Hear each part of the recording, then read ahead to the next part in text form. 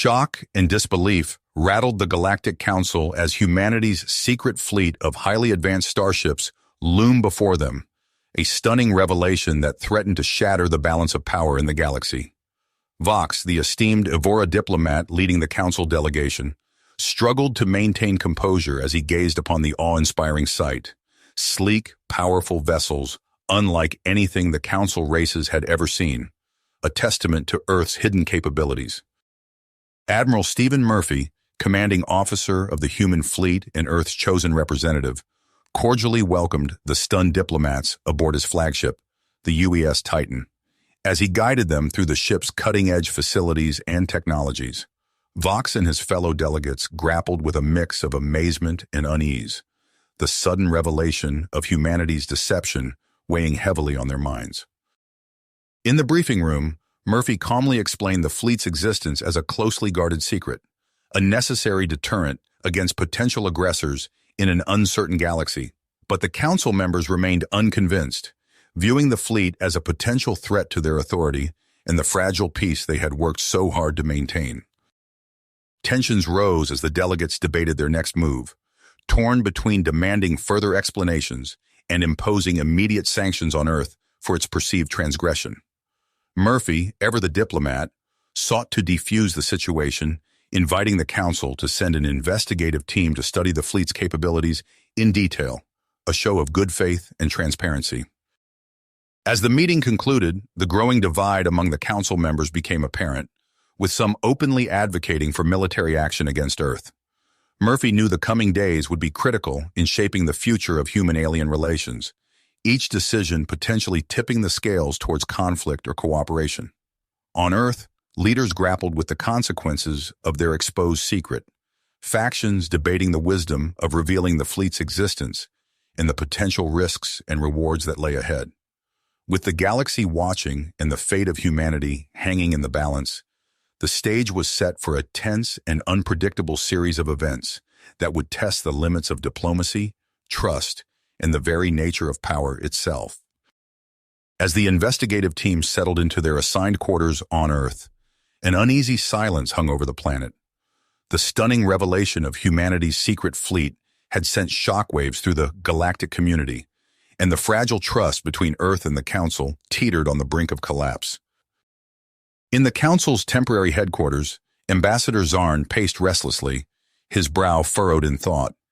He had grudgingly agreed to the investigative mission, but his true intentions remained hidden behind a mask of diplomatic cooperation. Zarn's eyes narrowed as he considered the potential power that Earth's advanced technologies could offer his own empire, if only he could find a way to seize control. Lyra, ever the voice of reason, worked tirelessly to bridge the gap between the Council and Earth's leaders. She met with President Novak and her advisors, striving to find common ground and build a foundation for lasting peace. But even Lyra's optimism was tested by the mounting tensions and the growing sense of unease that permeated the planet. As the investigation progressed, the team delved deeper into the secrets of Earth's fleet. They marveled at the sleek, powerful vessels, their hulls crafted from advanced alloys that seemed to defy the laws of physics. The weapon systems, too, were a source of both awe and concern, their destructive potential far exceeding anything the Council races had ever encountered. General Graves watched the proceedings with a wary eye, his distrust of the Council representatives palpable in every interaction. He argued fiercely with President Novak and her allies, insisting that Earth must stand firm and refuse to compromise its newfound strength. Graves's influence over certain factions within the military grew with each passing day, threatening to undermine the delicate balance of power. Amidst the rising tensions, the investigative team made a startling discovery. Hidden within the fleet's computer systems were encrypted files that hinted at an even greater secret, one that could shift the balance of power in the galaxy forever. As they worked to unravel the mystery, Ambassador Zarn and his allies seized upon the opportunity to sow discord and mistrust among the team members. Whispers of conspiracy and betrayal spread like wildfire, each faction vying for control of the information that could decide the fate of worlds. President Novak and her allies fought to maintain order and transparency, but the growing paranoia and suspicion threatened to tear Earth apart from within. It was against this backdrop of mounting chaos that the explosions rocked the investigative team's headquarters. The blasts tore through the building, sending debris and shattered glass flying in all directions. Smoke billowed from the ruins as alarms pierced the air, and the once orderly streets descended into panic and confusion. In the aftermath of the attack, accusations flew from all sides. Earth's leaders pointed fingers at the Council, while Ambassador Zarn and his faction blamed the sabotage on rogue elements within humanity's own ranks. The fragile peace process lay in tatters, and the galaxy teetered on the brink of all-out war. As emergency responders rushed to the scene and the injured were carried away on stretchers, a grim realization settled over the planet. The sabotage had not only shattered the investigative team's headquarters, but also the last remnants of trust between Earth and the Council. With tensions at a boiling point and suspicion running rampant, the quest for truth and justice had become a desperate race against time, with the future of the cosmos hanging in the balance. The acrid smell of smoke still lingered in the air as Captain Julian Nasser surveyed the wreckage of the investigative team's headquarters. His keen eyes scanned the debris, cataloging every detail. Beside him, Agent Zara Krylin crouched, her slender fingers sifting through a pile of charred documents. "This wasn't a simple act of sabotage," Nasser muttered, his voice low and gravelly. "The explosives were strategically placed to maximize damage while minimizing casualties." Krylin nodded, her antennae twitching as she processed the information. Agreed. Whoever did this wanted to send a message, not start a war. At least not yet. The formation of their joint task force had been a contentious decision, born out of desperation and mutual distrust. Now, as they combed through the rubble, the weight of their responsibility pressed down on them like a physical force. As days turned into weeks, Nasser and Krylin's investigation took them across the galaxy, following a trail of encrypted communications and shadowy meetings. They interrogated suspects, analyzed data streams, and pieced together a complex web of conspiracy that seemed to reach into the highest echelons of both Earth and Council leadership. On a nondescript space station orbiting a gas giant, Nasser and Krylin crouched in a dimly lit maintenance shaft, their breath fogging in the chilled air. Through a small grate, they watched as Ambassador Zarn entered a private conference room, flanked by several high-ranking Council officials. "Looks like our hunch was right," Krylin whispered, her voice barely audible over the hum of the station's life support systems. Nasser nodded, his eyes sharp tight. He tapped a small device on his wrist, activating the neural link that connected him to their backup team. "All units, prepare to move on my signal." The next few moments passed in a blur of action.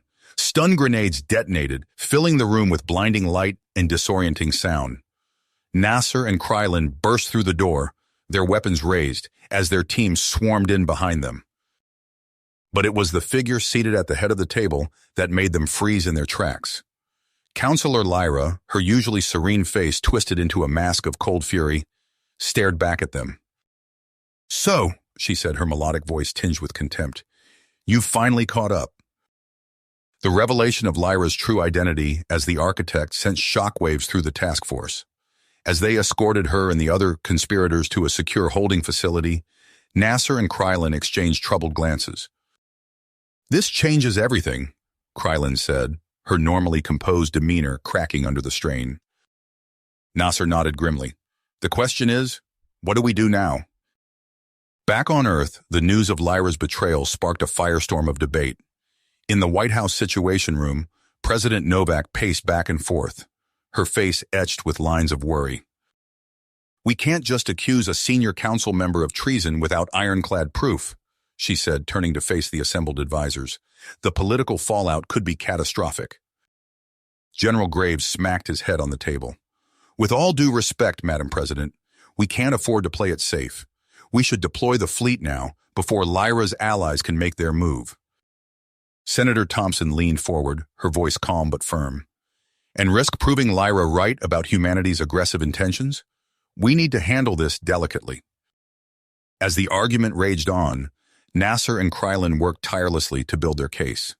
They combed through encrypted files, interviewed witnesses, and pieced together a damning trail of evidence that led straight to Lyra's door. But even as they prepared to present their findings to the council, opposition mounted. Whispers of support for Lyra's cause spread through the more hawkish factions, while others called for a full-scale investigation into Earth's hidden fleet. In a secure conference room aboard the UES Titan, Admiral Murphy listened intently as Nasser and Krylon laid out their evidence. His weathered face remained impassive, but his eyes betrayed a mix of anger and disappointment. "We've arranged for an emergency council session," Murphy said, his voice heavy with the weight of command. "You'll have one chance to make your case. If we fail—" He left the sentence unfinished, but the implication was clear. The fate of Earth, the Council, and the entire galactic balance of power hung in the balance. As Nasser and Krylon made their final preparations, the tension aboard the Titan was palpable. Crew members moved with purpose, their faces set in unyielding commitment. In her quarters, President Novak rehearsed her address to the Council, each word carefully chosen to walk the razor's edge between diplomacy and strength. The moment of truth approached, and with it, the knowledge that the next few hours would shape the course of galactic history for generations to come. The UES Titan glided silently through space, its sleek hull reflecting the distant starlight. Inside the ship's main conference room, Captain Julian Nasser and Agent Zara Krylon stood before a holographic display, their faces illuminated by the soft blue glow of data streams and evidence logs. "We're ready," Nasser said, his voice steady despite the weight of the moment. Krylon nodded, her antennae twitching with nervous energy. "Let's hope the Council is prepared to listen." The doors hissed open and a procession of delegates filed in. Ambassador Zarn's eyes narrowed as he took his seat, his posture rigid with scarcely controlled hostility. Admiral Murphy and President Novak entered last, their faces masks of commitment. As the Council members settled, Nasser stepped forward. "Esteemed delegates, we've uncovered evidence of a conspiracy that threatens the very foundation of our galactic community." He tapped a control, and holographic images sprang to life, detailing encrypted communications, clandestine meetings, and damning financial trails. Krylon's voice, cool and precise, provided context for each piece of evidence. "Counselor Lyra, once revered as a voice of reason, has been orchestrating a plot to seize control of Earth's advanced fleet," she explained, her ultimate goal to reshape the balance of power in the galaxy, with humanity as her unwitting pawns. Murmurs of disbelief rippled through the room. Ambassador Zarn leaned forward, his eyes glinting. "And we're to believe that humans played no part in this treachery? Perhaps this is merely a ploy to conceal your own aggressive intentions." President Novak rose, her voice firm. "Earth has been transparent about our fleet's existence since its discovery. We seek only to protect ourselves in an uncertain galaxy." "A protection that now threatens us all," Zarn shot back, his fist slamming on the table. The room erupted into heated debate. Accusations flew back and forth, voices rising in anger and fear. Admiral Murphy watched the chaos unfold, his weathered face creased with concern. As the argument reached a fever pitch, a new voice cut through the din. "Enough!" All eyes turned to Admiral Valen, the Zedian leader's calm demeanor, a stark contrast to the tension in the room. He stood, his forearms spread in a gesture of peace. "We stand at a crossroads," Valen said, his melodic voice carrying an undercurrent of steel. "We can let fear and mistrust tear us apart, or we can forge a new path forward." He outlined his proposal, a joint human-alien command structure for Earth's fleet, overseen by a neutral council task force. As he spoke, Nasser watched the faces of the delegates, noting the subtle shifts in expression and body language. Hours of intense negotiation followed. President Novak and Admiral Murphy argued passionately for Earth's interests, while Zarn and his allies pushed for more stringent controls. Finally, as the station's artificial day cycle began to dim, a compromise was reached. "It is decided," Valen announced, his voice heavy with the weight of history. "The joint command structure will be implemented immediately. I will personally oversee the integration process." As the council session adjourned, Nasser and Krylon exchanged glances. Their work was just getting started. Lyra and her co-conspirators remained at large, a shadow looming over the fragile peace they had helped forge. Aboard the Titan, Commander Reyna stood before a mixed crew of humans and aliens, her Zedian features set in a mask of tenacity. "Our mission is clear," she announced, her translator rendering her words in crisp English. "We must locate and apprehend Lyra and her followers before they can strike again." Captain Nasser stepped forward, addressing the assembled personnel. "This operation will test the strength of our new alliance. Trust, communication, and cooperation will be essential." As the briefing concluded, crew members dispersed to their stations, a palpable mix of excitement and apprehension filling the air. Reyna approached Nasser, her four eyes blinking in a pattern that conveyed both respect and curiosity. "Captain," she said, "I understand there may be reservations among your crew about this arrangement." Nasser nodded, his expression grave. "Change is never easy, Commander, but we're committed to making this work." As they walked together towards the bridge, alarms suddenly blared throughout the ship. Red warning lights bathed the corridors in an ominous glow. "Report!" Nasser barked into his comm unit. A frantic voice responded, "Sir, we've detected an unauthorized access attempt in the primary weapons control system. It bears the hallmarks of Lyra's encryption methods." Nasser and Reyna exchanged grim looks. The hunt for Lyra and her conspirators had begun, and the stakes couldn't be higher. As they raced to the bridge, the Titan's engines roared to life, propelling the ship and its diverse crew into the unknown depths of space, where danger and destiny awaited them. The Titan's engines thrummed with power as it led the newly integrated human-alien fleet into the depths of uncharted space. On the bridge, Captain Nasser stood shoulder to shoulder with Commander Reyna, their eyes fixed on the holographic display before them. A network of red lines traced the path of Lyra's escape, leading to a pulsing dot at the edge of known space. "Our long-range scans have detected a massive energy signature in this sector," Reyna reported, her forearms gesturing to the display. "It's consistent with the power output of a heavily fortified base."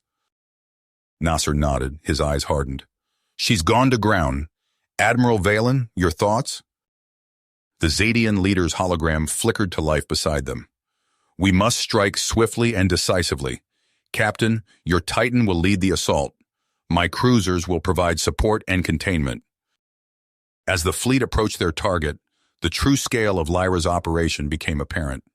A sprawling complex of interconnected stations and defense platforms hung in the void, dripping with weapon emplacements. "All hands, battle stations!" Nasser's voice rang out over the ship-wide comm. "Prepare for engagement." The space around them erupted into chaos as Lyra's forces launched a withering barrage. The Titan's shields flared under the assault, its hull reverberating with each impact. "Evasive maneuvers," Nasser barked. "Return fire, all batteries." The ship banked hard, streams of plasma lancing out from its weapon ports. Zadian cruisers swooped in, their crystalline hulls glittering as they unleashed salvos of energy torpedoes. For a moment it seemed as though the tide was turning in their favor. Then, without warning, the Titan's systems flickered and died. "We've lost primary power," an engineer shouted. "Weapons, propulsion, shields, all offline." Nasser's blood ran cold as he realized the trap they'd fallen into. Lyra had anticipated their attack, and now the Titan hung helpless in space, a sitting duck for her forces to pick apart. Just as all seemed lost, a familiar voice crackled over the comm. "This is General Graves. Hold tight, Titan. The cavalry's arrived." A new wave of ships burst from hyperspace, Earth vessels, led by Graves himself. They tore into Lyra's forces with a ferocity that caught everyone by surprise. "I'll be damned," Nasser muttered, a grim smile playing at his lips. As the battle raged outside, Nasser and Agent Krylin led a small team in boarding Lyra's command center. They fought their way through winding corridors, disabling security systems and neutralizing guards. Finally, they reached the heart of the complex. The doors hissed open, revealing Lyra herself, standing calmly amidst a sea of holographic displays. "I was wondering when you'd arrive," she said, her voice eerily calm. Krylin's antenna twitched. "It's over, Lyra. Surrender now." The former counselor's laughter echoed through the chamber. "Oh, you poor, foolish creatures. You have no idea of the forces you're truly facing." What followed was a revelation that shook Nasser and Krylon to their core. Lyra spoke of an entity known as the Weaver, a shadowy puppet master pulling strings across millennia. Her own actions, she claimed, were but a small part of a grand design to reshape the galaxy. As Lyra's words sank in, alarms blared throughout the station. The battle outside had reached a critical point, and the entire complex was in danger of collapse. Nasser and Krylon exchanged agonized looks. They could apprehend Lyra and potentially unravel the Weaver's conspiracy, or they could rejoin the fight and save countless lives. With heavy hearts, they made their choice. As they raced back to their ship, Lyra's laughter followed them, a chilling reminder of the greater threat that still loomed. The joint fleet emerged victorious, but at a terrible cost. The Titan limped back to friendly space, its hull scarred and blackened. The mood aboard was somber as crew members tended to the wounded and mourned the fallen. In the aftermath, leaders from Earth and the Council gathered to discuss their next steps. The revelation of the Weaver's existence cast a long shadow over their deliberations.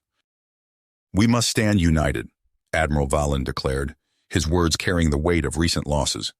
"Only together can we hope to face this threat." President Novak nodded in agreement, but her eyes were troubled. "The path ahead won't be easy. There are those on both sides who will resist this alliance." As the meeting concluded, Admiral Murphy found himself alone on the Titan's observation deck. He stared out at the stars, each point of light now holding the potential for both wonder and danger. A presence at his side drew his attention. It was Krylon, her usually composed features marked by exhaustion and worry. "Do you think we made the right choice?" she asked softly. Murphy's gaze returned to the viewport. "I don't know," he admitted, "but I do know this. Whatever comes next, we'll face it together." As they stood there, contemplating the vast expanse before them, neither could shake the feeling that this was merely the calm before an even greater storm. You have reached the end of the story. If you enjoyed this story and want to support us, please leave a like and subscribe to our channel, and for every comment that says 88, I will heart every single one of them. Thank you for your time.